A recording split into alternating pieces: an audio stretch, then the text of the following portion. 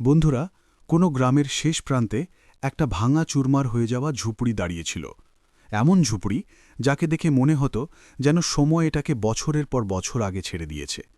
দেওয়াল থেকে মাটি ঝরে পড়েছে, ছাদের জায়গায় জায়গায় ভেঙে গেছে এবং বর্ষার দিনগুলোতে জল ভিতরে টপকে পড়ত। ওই ঝুপড়িতেই একটা বুড়ি মহিলা থাকত, যার বয়স প্রায় ৭০ বছর হয়ে থাকবে। কোমর বেঁকে গেছে, চোখে ঝাপসা এবং মুখে ঝুড়ি নয়, বরং অতীত বছরগুলোর দুঃখ স্পষ্ট লেখা ছিল। গ্রামের লোকেরা তাকে কস্তুরী দেবী নামে জানত, কিন্তু এখন তাকে ডাকার মতো কেউই ছিল না, কারণ যার জন্য সে পুরো জীবন জিয়েছে সেই ছেলে ১০ বছর আগে এক রাত হঠাৎ করে বাড়ি ছেড়ে চলে গেছে এবং আর কখনো ফিরে আসেনি। কস্তুরী দেবীর জীবন এখন অন্যদের দয়ার ওপর টিকে ছিল। কোনো প্রতিবেশী দুবেলার রুটি দিয়ে দিত, কোনো পুরনো কাপড়, কখনো কখনো গ্রামের মহিলারা একটু আটটু শস্য দিয়ে যেত এবং সেটাই তার গুজরান চালাত। সকালে সে ঝুপড়ির বাইরে বসত, হাতে পুরনো মালা, ঠুঁটে বুড়বুড় করে দোয়া এবং চোখ বারবার সেই কাঁচা রাস্তার দিকে যেত, যেন আজও তার আশা আছে যে হয়তো আজ তার ছেলে ফিরে আসবে। কিন্তু বন্ধুরা, তাকে কি জানা ছিল যে তার ছেলে ফিরবে অবশ্যই, কিন্তু সেই দিন সে ছেলে নয়, বরং পুরো জেলার ডিএম হবে। ১০ বছর আগের কথা, যখন কস্তুরী দেবী এক মজুরের স্ত্রী হয়ে থাকত। তার স্বামী রামধন গ্রাম গ্রাম ঘুরে খেতে এবং ইটভাটায় কাজ করত এবং খুব কষ্টে বাড়ির খরচ চালাত। কিন্তু যাই ছিল, হাসি খুশি চলছিল। তারপর একদিন হঠাৎ করে অসুখ রামধনকে জড়িয়ে ধরল। চিকিৎসার পয়সা ছিল না, হাসপাতাল দূরে ছিল এবং কয়েকদিনেই রামধন এই দুনিয়া ছেড়ে চলে গেল। সেই দিন কস্তুরী দেবী বিধবা হয়ে গেল এবং সেই দিন সে মনে মনে কসম খেল যে যাই হোক না কেন সে তার ছেলে মোহনকে ভুল পথে যেতে দেবে না। সেই সময় মোহন মাত্র ৬ বছরের ছিল, নিষ্পাপ, অজ্ঞ এবং বাবার চিতার আগুন যেন তার ভবিষ্যৎ পর্যন্ত জ্বলছিল। কস্তুরী দেবী অন্যদের বাড়িতে কাজ করা শুরু করল, খেতে মজুরি করল, কখনো ইট ভাটায় গেল, কখনো বাসন মাজল, কখনো ঝাড়ু দিল, কিন্তু ছেলেকে ভুকা ঘুমাতে দেয়নি। নিজের অংশের রুটি অর্ধেক করে তাকে খাওয়াত। সময় কেটে যেতে লাগল এবং মোহন বড় হতে লাগল, কিন্তু দারিদ্র্যের সাথে সাথে তার ভিতরে আরেকটা জিনিস পালতে লাগল, রাগ। নিজের অবস্থার ওপর রাগ, নিজের গ্রামের ওপর রাগ এবং নিজের মায়ের কড়াকড়ির ওপর রাগ। কস্তুরী দেবী কড়া ছিল, কারণ তাকে ভয় ছিল যে কোথাও গ্রামের বদ ছেলেদের সাথে মোহনও না খারাপ হয়ে যায়। সে ডাঁটত, বোঝাত এবং কখনো কখনো মারতেও, কিন্তু প্রত্যেক চড়ের পিছনে তার হৃদয় নিজেই কাঁদত। সে জানত যে আজ কড়াকড়ি না করলে কাল তার ছেলে বরবাদ হয়ে যাবে, কিন্তু মোহন সেই বয়সে এই কথা বুঝতে পারেনি। এক রাত যখন মোহন ১৬ বছরের হল, তখন সে তার বন্ধুদের সাথে দেরি রাতে বাড়ি ফিরল। শরীর থেকে মদের গন্ধ আসছিল এবং চোখ লাল ছিল। কস্তুরী দেবী যেই দেখল, তার কলিজা কেঁপে উঠল এবং রাগে সে প্রথমবার ছেলের উপর হাত তুলল এবং বলল যে তুই আমার ছেলে বলে যোগ্য নেই। ব্যাস বন্ধুরা, এই সেই শব্দ ছিল যা সব কিছু বদলে দিল। মোহন সেই রাত কিছু বলেনি, চুপচাপ ভিতরে গেল, মায়ের ঘুম লাগার অপেক্ষা করল এবং তারপর একটা ছোট পুটলিতে নিজের কাপড় বেঁধে এবং অন্ধকার রাতে পিছনে না তাকিয়ে বাড়ি ছেড়ে চলে গেল। পরের সকাল যখন কস্তুরী দেবী ছেলেকে দেখল না, তখন প্রথমে ভাবল কোথাও খেতে চলে গেছে। কিন্তু যখন সন্ধে হল এবং মোহন ফিরল না, তখন তার পায়ের তলায় জমি সরে গেল। সে গ্রাম গ্রাম ঘুরল, আত্মীয়দের কাছে গেল, থানায় পর্যন্ত গেল, কিন্তু মোহন কোথাও পাওয়া গেল না। ধীরে ধীরে বছর কেটে যেতে লাগল, আশাগুলো ভেঙে যেতে লাগল এবং অবশেষে কস্তুরী দেবী মেনে নিল যে তার ছেলে হয়তো এখনই দুনিয়ায় নেই। এদিকে মোহন শহরে পৌঁছে গেছে, ভুকা, একা এবং ভয় পেয়ে। কিন্তু ভাগ্য তার জন্যে আরেকটা পথ খুলে রেখেছিল। প্রথমে একটা ঢাবায় কাজ, তারপর পড়াশোনার শুরু, দিনে কাজ এবং রাতে পড়াশোনা, এবং ভিতরে ভিতরে এমন কিছু হয়ে দেখাবে। সেখান থেকে সেই মোহনের গল্প শুরু হয়, যা আগামী বছরগুলোতে অফিসার হবে, ডিএম হবে এবং পুরো জেলার সবচেয়ে কড়া অফিসার বলে পরিচিত হবে। কিন্তু বন্ধুরা, আসল গল্প তো তখন শুরু হয় যখন একদিন ফাইলের স্তূপের মাঝে বসে ডিএম মোহনের সামনে একটা রিপোর্ট আসে, যাতে লেখা থাকে যে গ্রামের শেষ প্রান্তে একটা বুড়ি মহিলা ঝুপড়িতে ভুকো এবং অসুখে জুঝছে, এবং সেই রিপোর্টে লেখা নাম থাকে কস্তুরী দেবী। সেই নাম পড়তে গিয়ে মোহনের হাত কাঁপতে থাকে, কলম পড়ে যায় এবং ১০ বছর আগের সেই রাত তার চোখের সামনে ঘুরে যায়।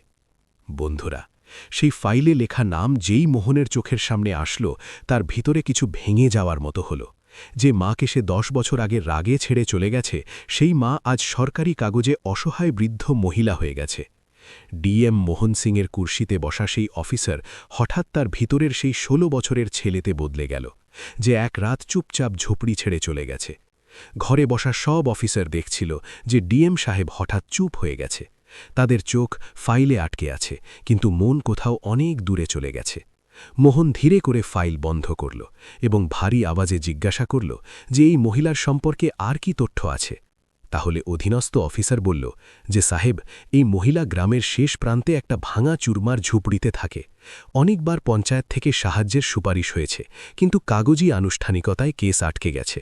বয়স বেশি, চলতে অক্ষম এবং অনেকবার ভুকেও ঘুমায়। এ তো শুনে মোহনের আঙুল মুঠোয় বদলে গেল এবং হৃদয়ে একটাই প্রশ্ন গুঞ্জতে লাগল, যে কি সত্যি আমার মা আজও সেই ঝুপড়িতে আছে যেখানে আমি জন্মেছি? বন্ধুরা, সেই দিন মোহন কারো সাথে কিছু বলেনি। অফিসের কাজ সারল, সন্ধ্যায় সরকারি বাংলোয় আসল, কিন্তু প্রথমবার সেই আলিশান বাড়ির দেয়াল তাকে কাটতে দৌড়াচ্ছিল। এসির ঠান্ডা হাওয়ায়ও তার কপাল থেকে ঘাম টপকাচ্ছিল। রাতে খাবার সামনে রাখা ছিল, কিন্তু কর গলা থেকে নিচে নামছিল না। বারবার মায়ের মুখ চোখের সামনে আসছিল, সেই বেঁকে যাওয়া কোমর, সেই কড়া মুখ যার পিছনে অসংখ্য মমতা লুকানো ছিল, সেই হাত যা কখনো তাকে মেরেছে এবং সেই হাতই তাকে ভুকা ঘুমাতে দেয়নি। রাত প্রায় 2টো বাজে। মোহন ঘুমে চমকে উঠে বসল। স্বপ্নে সে দেখল যে তার মা ঝুপড়ির বাইরে বসে তাকে আওয়াজ দিচ্ছে এবং সে লক্ষ প্রচেষ্টা সত্ত্বেও তার কাছে পৌঁছাতে পারছে না। ঘাবড়াহটে সে জল খেল এবং সেই মুহূর্তে একটা সিদ্ধান্ত নিল যে সে মায়ের কাছে যাবে। কিন্তু ডিএম হয়ে নয়, বরং ছেলে হয়ে। পরের দিন অফিসে পৌঁছতেই সে তার পিএকে ডাকল এবং বলল যে আজ সন্ধ্যায় আমাকে কোনো মিটিংয়ে বসতে হবে না এবং আমার গ্রামের সফর ব্যক্তিগত কারণে করতে হবে। পিএ কিছু বুঝতে পারেনি, কিন্তু ডিএম সাহেবের মুখের কড়াকড়ি দেখে সে কোনো প্রশ্ন করেনি। বন্ধুরা, সেই দিন সন্ধ্যা ঢলে পড়তেই একটা সরকারি গাড়ি গ্রামের দিকে বেরিয়ে পড়ল, কিন্তু তাতে না কোনো হুটার ছিল, না কোনো লাল বাতি। ড্রাইভারকে স্পষ্ট নির্দেশ ছিল যে কাউকে বলতে হবে না যে গাড়িতে ডিএম বসে আছে। পথভর মোহন জানালা থেকে বাইরে দেখতে থাকল। সেই ক্ষেত, সেই মাটির গন্ধ, সেই কাঁচা রাস্তা এবং প্রত্যেক মোড়ে অতীত বছর তার চোখের সামনে ঘুরতে থাকল। যত যত গাড়ি গ্রামের কাছে পৌঁছাচ্ছিল, তত তত তার হৃদয়ে দ্রুত ধড়কতে লাগল। 10 বছরে সে অনেক বড় সিদ্ধান্ত নিয়েছে, অনেক অপরাধীকে সাজা দিয়েছে, কিন্তু আজ তাকে সবচেয়ে বেশি ভয় লাগছিল নিজের মায়ের সামনে দাঁড়ানো থেকে। গ্রামের বাইরে গাড়ি থামানো হলো। মোহন সাধারণ কাপড় পরেছিল, মুখে দাড়ি ছিল এবং মাথায় টুপি, যাতে কেউ চেনে না। সে পায়ে হেঁটেই গ্রামের গলিতে চলতে লাগল। কিছু লোক তাকে দেখছিল, কিন্তু চিনতে পারছিল না। সেই গলিগুলো ছিল যেখানে সে কখনো খালি পায়ে দৌড়াত, সেই কুঁয়ো, সেই পিপুল গাছ এবং তারপর সেই ঝুপড়ি, যাকে দেখে মোহনের পা নিজে নিজে থেমে গেল। ঝুপড়ি আগের থেকেও বেশি জীর্ণ হয়ে গেছে, দেয়াল বেঁকে গেছে, দরজা অর্ধেক ভাঙা ছিল এবং বাইরে একটা পুরনো খাট পড়েছিল। মোহনের চোখ ভরে এলো, তার গলা শুকিয়ে গেল এবং সে কিছুক্ষণ সেখানে দাঁড়িয়ে রইল। তখনই ঝুপড়ির ভিতর থেকে একটা দুর্বল আওয়াজ এলো, কে? এবং সেই আওয়াজ মোহনের পা থেকে যেন সব শক্তি ছিনিয়ে নিল। সে এগিয়ে গেল, ধীরে করে ঝুপড়ির ভিতর ঝুঁকে দেখল এবং দেখল যে তার মা কস্তুরী দেবী এক কোণে বসে কোনো রকম চুলোয় কিছু সিদ্ধ করার চেষ্টা করছে। শরীর আগের থেকে বেশি রোগা হয়ে গেছে, চুল পুরো সাদা এবং চোখে সেই পুরনো ক্লান্তি। সেই মুহূর্তে মোহন ডিএম নয়, অফিসার নয়, সে শুধু একটা ছেলে ছিল যে 10 বছর পর নিজের মাকে জীবিত দেখছে। কস্তুরী দেবী তাকে দেখল এবং জিজ্ঞাসা করল যে বেটা কি চাই? মোহন কাঁপা আওয়াজে বলল যে মা, জল পাব। মা শব্দ শুনে কস্তুরী দেবী একটু চমকে উঠল, কিন্তু বয়স এবং দুর্বলতা তার স্মৃতিকে খোকা দিয়েছে। সে কাঁপা হাতে একটা লোটা জল এগিয়ে দিল। মোহন জল খায়নি, শুধু সেই লোটা ধরে ধরে তার চোখ থেকে অশ্রু পড়তে লাগল। সে সেখানে মাটিতে বসে গেল এবং ফুটফুট করে কাঁদতে কাঁদতে বলল যে মা, আমি এসে গেছি। কিন্তু কস্তুরী দেবী এখনও বুঝতে পারেনি যে সামনে বসা মানুষ সেই ছেলে যে 10 বছর আগে তাকে ছেড়ে চলে গেছে। বন্ধুরা, মোহন মাটিতে বসে কাঁদতে থাকল এবং কস্তুরী দেবী তাকে অবাক হয়ে দেখতে থাকল। তাকে বুঝতে পারছিল না যে এই অজানা হঠাৎ কেন ফুটফুট করে কাঁদছে। সে কাঁপা আওয়াজে জিজ্ঞাসা করল যে বেটা, তুই ঠিক তো আছিস নাকি? কোথাও অসুস্থ তো নয়? এবং তারপর সে কোনো রকমে উঠল এবং কাছে পড়ে থাকা পুরনো ধুতি দিয়ে তার অশ্রু মুছতে লাগল। সেই হাত, যাতে কখনো শক্তি ছিল, আজ কাঁপছে। কিন্তু সেই স্পর্শে সেই পুরনো মমতা ছিল। মোহন সেই হাত তার কপালে লাগাল এবং তার হিঁচকি আরও জোর হয়ে গেল। 10 বছরের সব দুঃখ, সব ভুল, সব চুপ্পি একসাথে বাইরে আসতে লাগল। সে বলতে চাইছিল যে মা, আমি তোমার মোহন, কিন্তু শব্দ গলায় আটকে যাচ্ছিল। তাকে ভয় ছিল যে যদি সত্য বলে দিল তাহলে কোথাও মা তাকে গ্রহণ করতে অস্বীকার না করে, কারণ সে মাকে ছেড়ে খুব বড় গুনাহ করেছে। কস্তুরী দেবী তাকে খাটে বসালো, নিজে নিচে চাটাইতে বসে গেল এবং জিজ্ঞাসা করল যে কোথা থেকে এসেছিস বেটা, এবং এখানে কেন এসেছিস? মোহন নিজেকে সামলে বলল যে মা, আমি শহর থেকে এসেছি, কাজ করি এবং কোনো কাজে এই গ্রামে এসেছিলাম।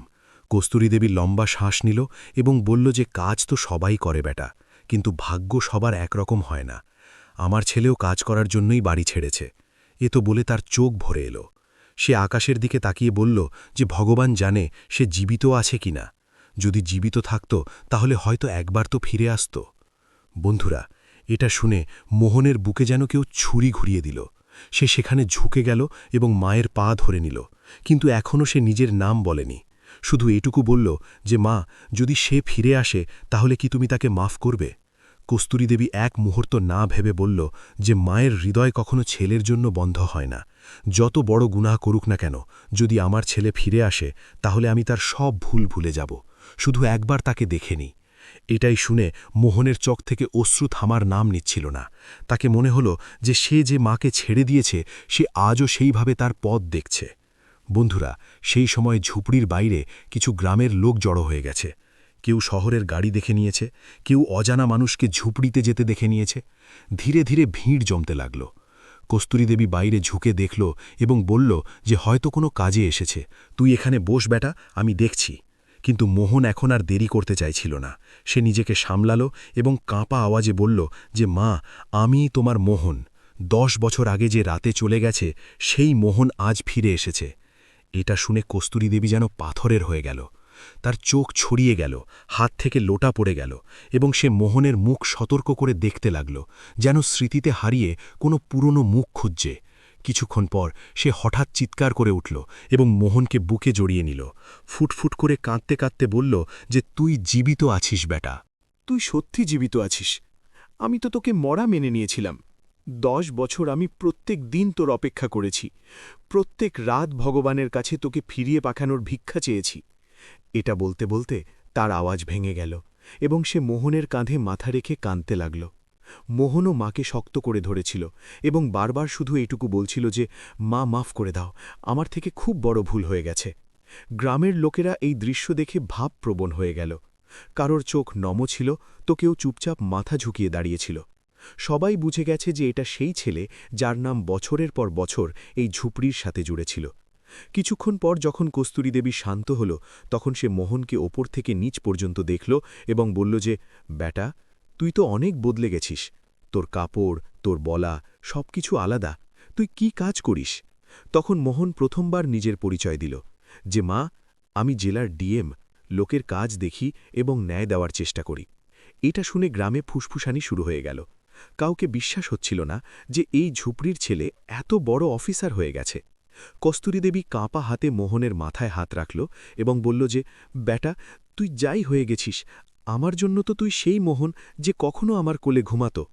কিন্তু বন্ধুরা, এই সত্য এখন গ্রামে আগুনের মতো ছড়িয়ে পড়বে এবং এরপর যা হবে তা পুরো গ্রামের ভাগ্য বদলে দেবে। বন্ধুরা, যেই এই কথা গ্রামে ছড়িয়ে পড়ল যে কস্তুরী দেবীর ছেলে জেলার ডিএম, তাহলে পুরো গ্রামে হট্টগোল পড়ে গেল। যে লোকেরা কিছুক্ষণ আগে পর্যন্ত ঝুপড়ির কাছে চুপচাপ দাঁড়িয়েছিল, এখন নিজেদের মধ্যে কথা বলতে লাগল।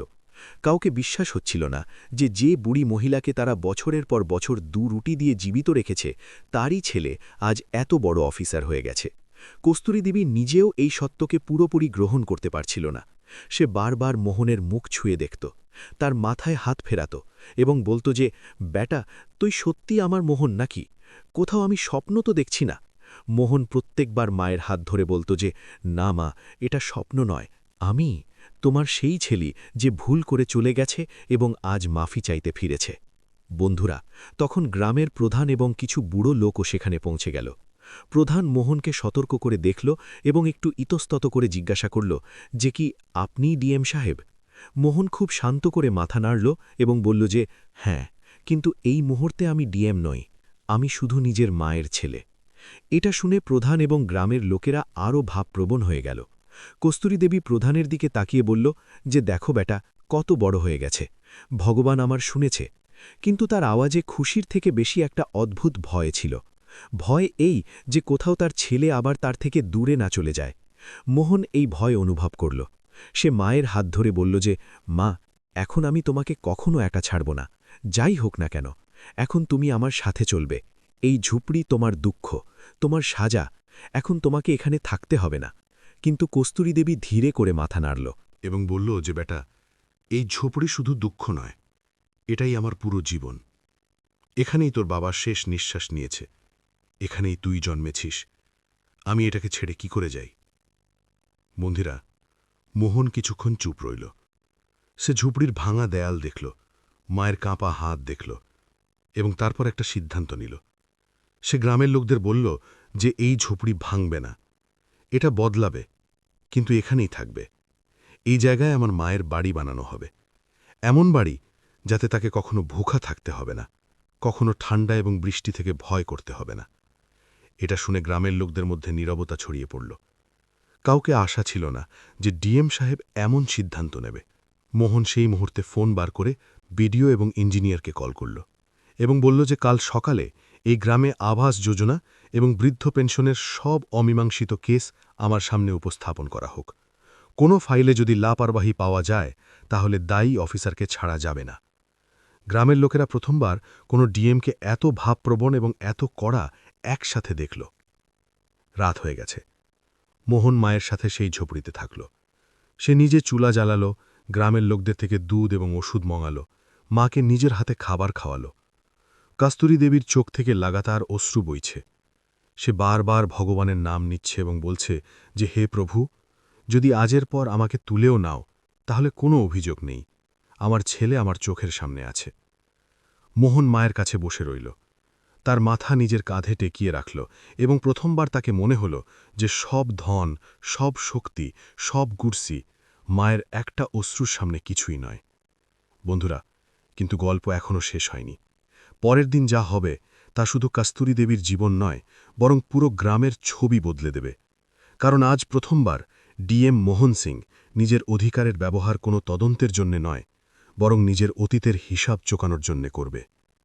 বন্ধুরা, পরের সকাল যখন গ্রামে সূর্য উঠল, তাহলে সেটা শুধু একটা নতুন দিন নয়, বরং পুরো গ্রামের জন্য একটা নতুন ভাগ্যের শুরু ছিল। রাতভর কস্তুরী দেবী ঠিক করে ঘুমোতে পারেনি। কখনো নিজের ছেলের মুখ দেখত, কখনো তার হাত ছুঁয়ে এটা নিশ্চিত করত যে সে স্বপ্ন দেখছে না। মোহনও পুরো রাত জেগে রইল।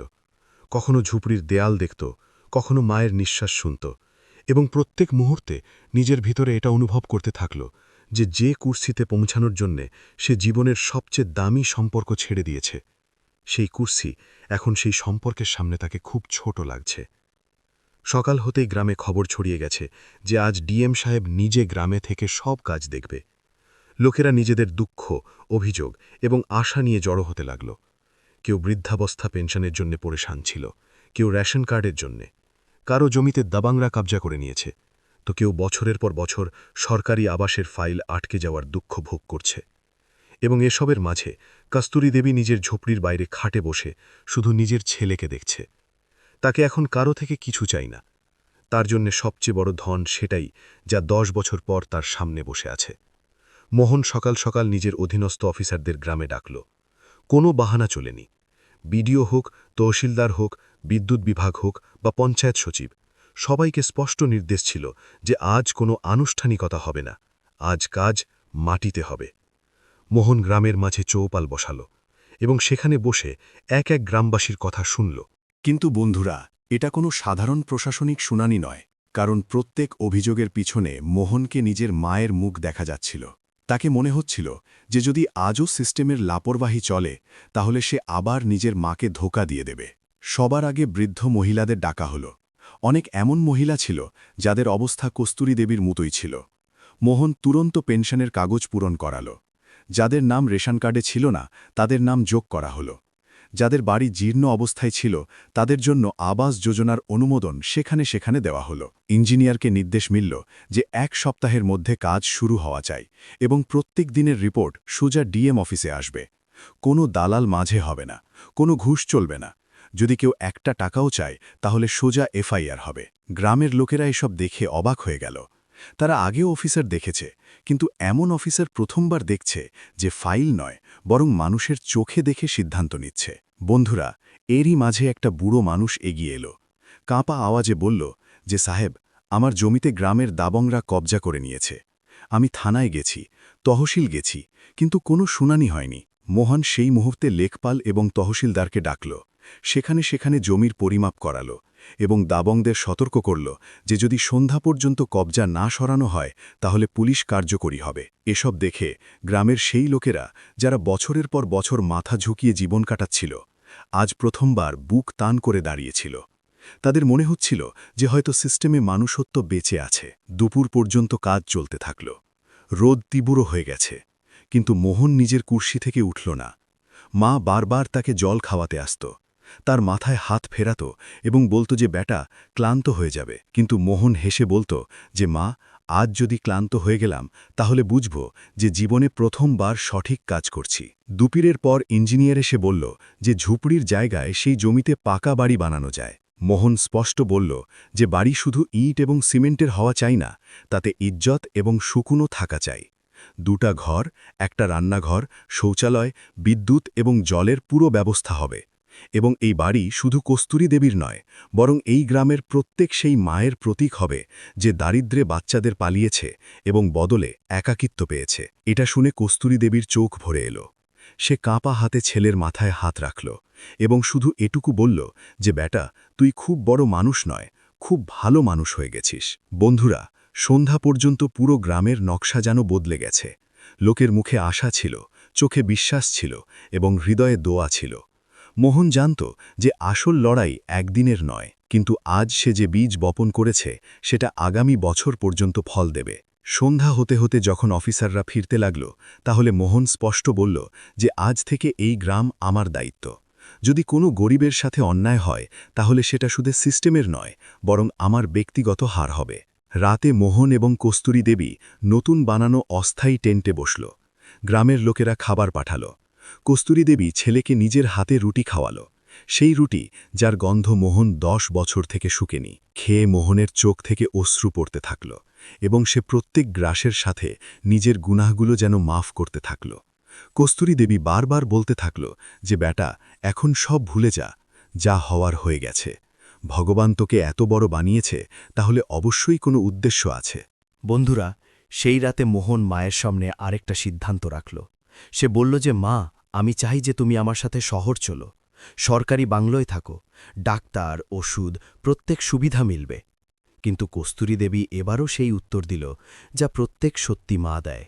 সে বলল যে বেটা, আমার ছেলে যেখানে আছে সেখানেই আমি আছি, কিন্তু আমার শিকড় এই মাটিতে। যদি তুই সত্যি আমার খেয়াল রাখতে চাস তাহলে এই মাটির খেয়াল রাখ, এই লোকদের খেয়াল রাখ। আমি এখানেই খুশি। মোহন মায়ের কথা মেনে নিল, কারণ আজ প্রথমবার সে শিখেছে যে মাকে জিততে হয় না, বুঝতে হয়। পরের কয়েক মাসে গ্রামে পাকা বাড়ি বানিয়ে তৈরি হল। কস্তুরী দেবী সেই বাড়িতে শিফট হল। গ্রামের বাকি বৃদ্ধ মহিলাদেরও যোজনার লাভ মিলল।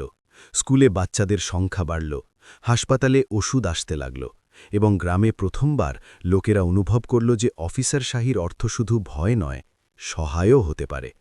মোহন নিয়মিত গ্রামে আসতে থাকল, কখনো ডিএম হয়ে, কখনো ছেলে হয়ে, কিন্তু প্রত্যেকবার মায়ের পা ছুঁয়ে গ্রামে পা রাখত।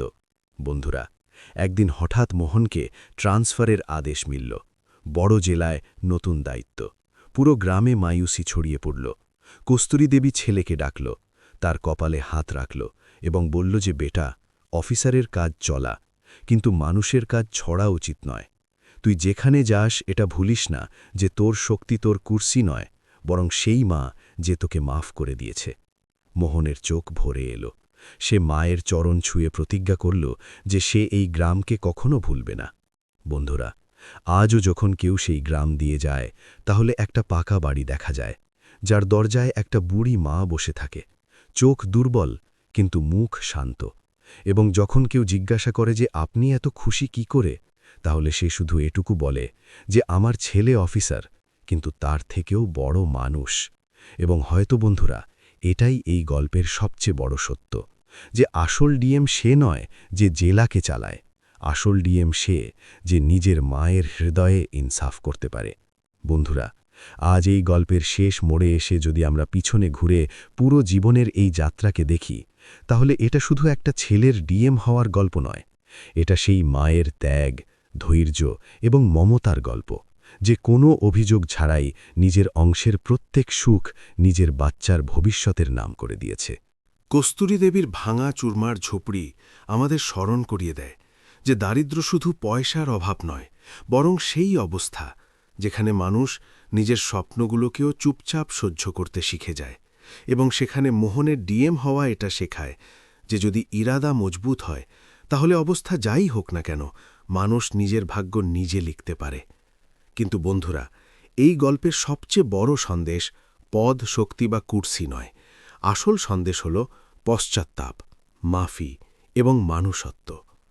কারণ মোহন যদি ডিএম হয়েও নিজের মায়ের কাছে না ফিরত, যদি সে সেই ঝুপড়িতে গিয়ে মায়ের পায়ে মাথা না ঝোঁকাত, তাহলে তার সব সাফল্য অসম্পূর্ণ থেকে যেত।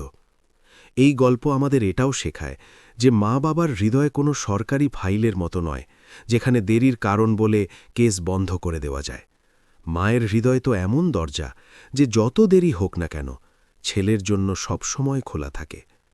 কস্তুরী দেবী নিজের ছেলেকে কখনো এটা জিজ্ঞাসা করেনি যে তুই কেন গেছিস, তুই 10 বছর কেন ফিরিসনি। সে শুধু তাকে জড়িয়ে নিয়েছে, কারণ একটা মায়ের জন্য ছেলের ফিরে আসাই সবচেয়ে বড় জয়। এবং মোহনও এটা বুঝে নিয়েছে যে কুর্সিতে পৌঁছানোর জন্য সে সম্পর্কগুলো ছেড়েছে, সেই কুর্সিকে সত্যি অর্থে তখনই সম্মান মিলেছে যখন সে নিজের সম্পর্কগুলোকে আবার গ্রহণ করেছে। বন্ধুরা, এই গল্প সেই সব ছেলেদের জন্য একটা আয়না যারা নিজের স্বপ্নের দৌড়ে মা বাবাকে পিছনে ছেড়ে দেয়, এবং সেই সব মায়েদের জন্য একটা আশা যারা আজও দরজার দিকে তাকিয়ে আছে, যে হয়তো আজ তাদের ছেলে ফিরে আসবে। মনে রেখো, সাফল্যের সবচেয়ে উঁচু মঞ্জিলও তখন ছোট লাগতে শুরু করে যখন মায়ের চোখে অশ্রু থাকে, এবং জীবনের সবচেয়ে বড় জয় সেটাই যখন মায়ের মুখে সুকুনের হাসি থাকে। যদি এই গল্প তোমার হৃদয়কে ছুঁয়েছে, তাহলে এটাকে শুধু শোনো না, নিজের জীবনে উতারো। কারণ হয়তো কোথাও কোনো কস্তুরী দেবী আজও কোনো মোহনের অপেক্ষা করছে, এবং হয়তো আজই সেই দিন যখন তুমি নিজের মায়ের কাছে ফিরে তার চোখের ক্লান্তিকে একটু আরাম দিতে পারো।